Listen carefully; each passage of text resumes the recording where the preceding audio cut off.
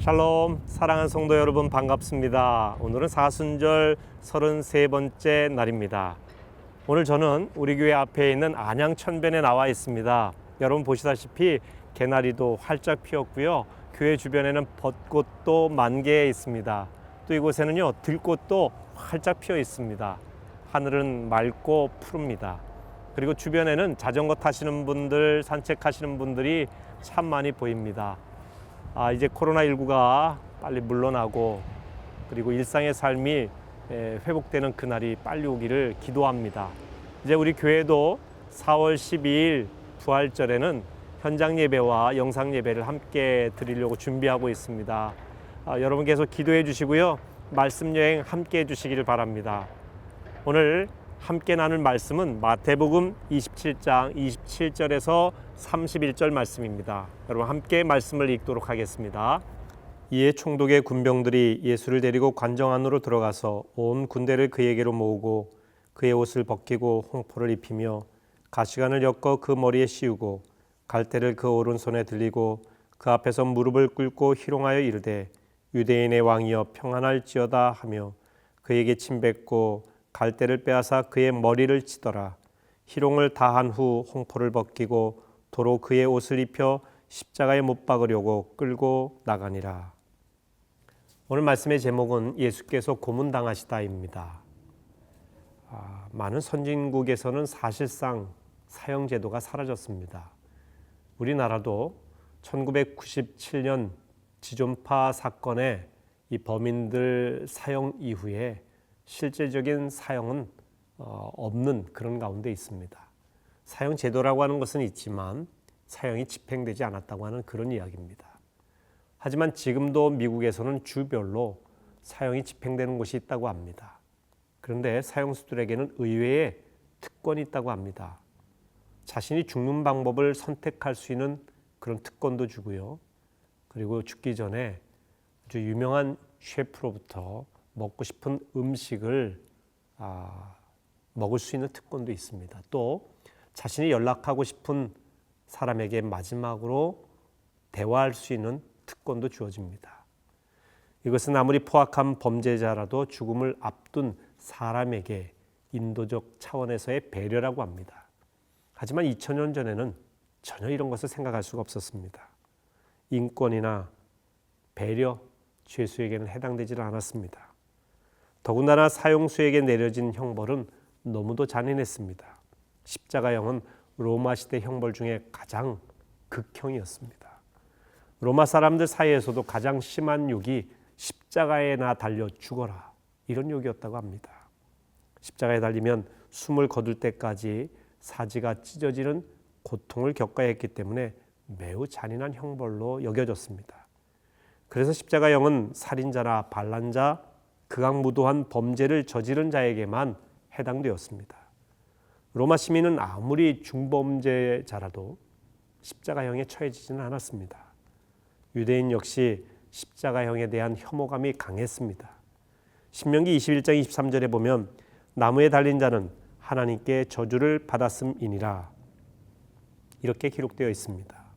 나무에 달린 자는 십자가형으로 죽은 사람을 말합니다. 십자가형은 저주 중에 저주를 의미합니다. 아주 비참한 죽음이죠. 십자가형이 너무 잔인하다 보니 조금이라도 빨리 죽게 하려고 십자가형에 처하기 전에 매질을 하게 됩니다. 매질은 죽음에 이를 정도로 혹독했습니다. 예수님 역시 로마 군인들에 의해서 병영에 끌려가 아주 심한 매질을 당하셨습니다.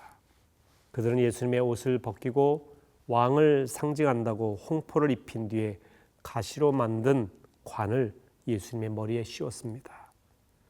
예수님 머리에 씌운 가시관은 당시 예루살렘 근처에서 자라던 호랑가시 나무라고 하는 것을 꺾어서 만들었습니다. 가시는 마치 뼈를 깎아 만든 것처럼 매우 단단해서 그것을 쓰기만 해도 머리에서부터 피가 철철 흘러내렸다고 합니다. 예수님의 얼굴도 피투성이가 되었을 것입니다. 병사들은 왕이 드는 홀 대신 갈대를 꺾어 예수님의 손에 들린 뒤에 무릎을 꿇고 예수님을 조롱했습니다. 그리고 나서 예수님을 잔인하게 매질했습니다. 고문용 채찍으로 때리면 줄 끝에 붙은 쇠 갈고리가 몸에 감기면서 살점을 뚝뚝 떼어냈다고 합니다. 적어도 2-3시간 정도 그렇게 혹독한 매질이 있었다고 합니다. 영화 패션 오브 크라이스트에서는 예수님의 매질 장면을 너무 잔인하게 다루었다고 논란이 되기도 했는데, 그 시대로 돌아가 보면 그보다 더했을 것이라고 하는 것이 전문가들의 이야기입니다. 로마 군인들은 예수님이 유대인의 왕으로 자처했다 하여 조롱하기도 했습니다. 하지만 예수님은 진짜 왕 중의 왕이셨습니다. 그들이 섬기는 총독이나 로마 황제와는 비교할 수 없는 만왕의 왕이셨습니다. 그런데 진짜 왕이신 예수님은 채찍과 모욕도 참으셨습니다. 우리를 구원하시기 위함이지요. 이 땅의 왕자는 다른 사람을 짓밟고 올라가야 하는 곳이지만, 영원한 왕의 보좌는 모든 사람을 위해서 철저히 낮아짐으로 올라가는 곳입니다. 그래서 예수님께서 끝까지 인내하신 것입니다. 자, 이제 우리 자신을 돌아보도록 하겠습니다. 로마 군인들은 피 흘리며 죽어가는 예수님을 조롱하고 박해했습니다. 너무나 냉정했죠. 혹시 여러분 안에 이런 모습은 없으십니까? 고통받는 이웃의 아픔에 무관심하고 나만 챙기는 이기적인 본성은 없으신지요? 인간의 고통과 질고를 지고 끝까지 긍휼과 자비를 잃지 않았던 예수님의 모습을 우리가 본받아야 될 것입니다. 그리고 나 대신 모든 죄를 담당하신 주님의 은혜를 잊지 말아야 될 것입니다. 그 은혜의 가치를 잃어버리지 마시기를 바랍니다. 독일의 신학자 본 헤퍼는 나를 따르라고 하는 책에서 주님이 보이신 은혜를 값비싼 은혜로 이야기를 합니다. 이렇게 얘기합니다. 값비싼 은혜는 끊임없이 찾아야 할 복음이며 기도해야 할 은사이며 두드려야 할 문입니다.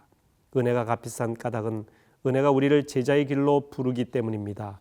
그것이 값비싼 까닭은 죄를 저주하기 때문이요, 그것이 은혜인 까닭은 죄인을 의롭다고 여기기 때문입니다. 은혜가 값비싼 까닭은 무엇보다도 하나님이 큰 대가를 지불하셨기 때문입니다. 그것이 은혜인 까닭은 우리를 살리기 위해 하나님께서 아들의 생명을 내어주셨기 때문입니다. 생명까지 아까워하지 않고 희생하신 주님의 은혜에 깊이 감사하는 여러분 되시기를 바랍니다. 그분이 우리에게 보여주신 값비싼 은혜, 그런데 값 없이 주신 그 은혜를 늘 잊지 마시기를 바랍니다. 기도하시겠습니다. 우리에게 놀라운 은혜를 베푸신 주님을 찬양합니다. 우리를 구원하시기 위해서 그 모진 고문을 인내하신 주님을 사랑합니다. 저희도 주님의 그 크고 귀한 깊고 놀라운 그 사랑을 늘 생각하며 가슴에 품고 살아가게 하옵소서. 그 고귀하신 사랑을 값 없이 허락하신 주님의 그 은혜에 감사하며 살아가게 하옵소서. 예수님의 이름으로 기도하옵나이다. 아멘.